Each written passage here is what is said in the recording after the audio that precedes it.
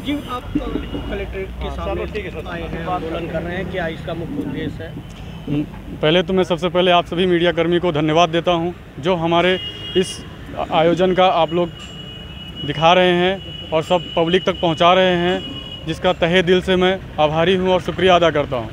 आज हम काफ़ी दिनों से, जैसा कि आपको पता है, दिल्ली में 20 फरवरी से लगातार हमारे सैनिक भाई अनशन पे बैठे हुए हैं और सरकार हमारी बातें नहीं सुन रही है।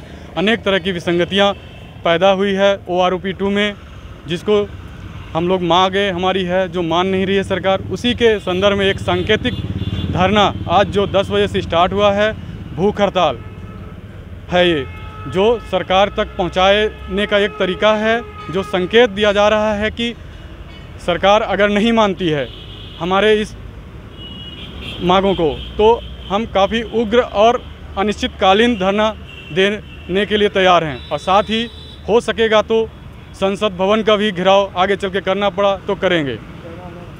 मेरा नाम पूर्व सैनिक ज्ञानेंद्र प्रसाद पटेल।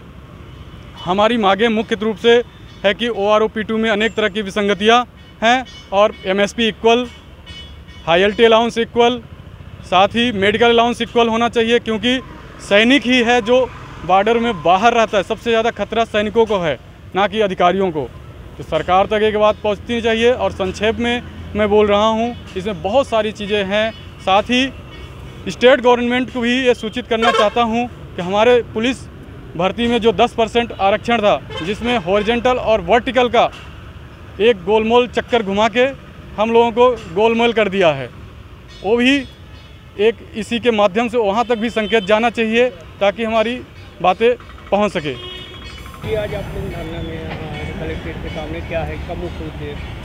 मैं पूर्व सैनिक यज्ञ प्रताप सिंह, साबका सैनिक संघर्ष कमेटी और बिंद पूर्व सैनिक संगठन के यहाँ पर जवान एकत्रित हैं। और आप जैसे आप सबको विदित है कि 20 फरवरी 2023 से दिल्ली जंतर मंतर में सैनिकों के, भूतपूर्व सैनिकों का संगठन लगातार धरना दे रहा है। तकरीबन 300 दिन से ऊपर हो गया है।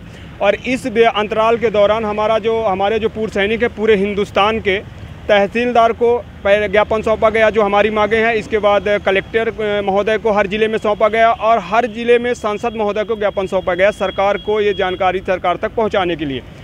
अभी तक सरकार के किसी भी तरह के किसी भी नुमाइंदों को हमारे पास ना तो लेटर के द्वारा, ना किसी बंदे के द्वारा हमें किसी प्रकार का आश्वासन या कोई जानकारी नहीं दी गई, जिसके कारण हमारा संगठन, पूरा जो पूर्व सैनिक संगठन है, जो 28 लाख से ऊपर पूर्व सैनिक है पूरे हिंदुस्तान में, सभी ने ये डिसाइड किया कि अब एक दिन का हमारा ये सांकेतिक धरना है, भूख हड़ताल है, जो आज सुबह 10 बजे से शाम 4 बजे तक हमारा ये सांकेतिक धरना रहेगा।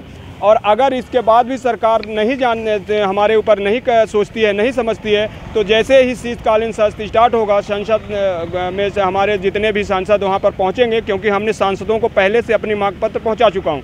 और उस दौरान अगर हमारी मांगों को ये नहीं मानते हैं, तब हम लोग दिल्ली के लिए कूच करेंगे और वहाँ पर जिस तरह से सरकार हमारी बातों को मानेगी, उस तरह से मनवाने के लिए हम लोग बाध्य हो जाएंगे। और अगर सरकार सुन लेती है तो बहुत बहुत धन्यवाद है, और नहीं सुनती है तो इसकी जिम्मेदारी सरकार की होगी।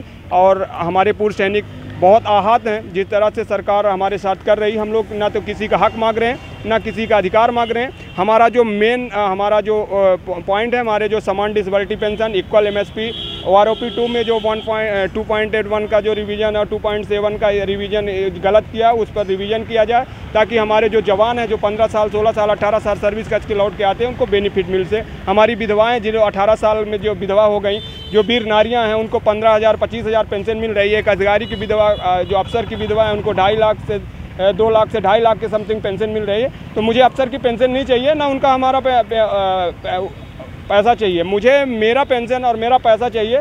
ये सरकार को सोचना पड़ेगा, और ये नहीं सोचेगी तो हम सोचने में मजबूर कर देंगे। जय हिंद, जय भारत।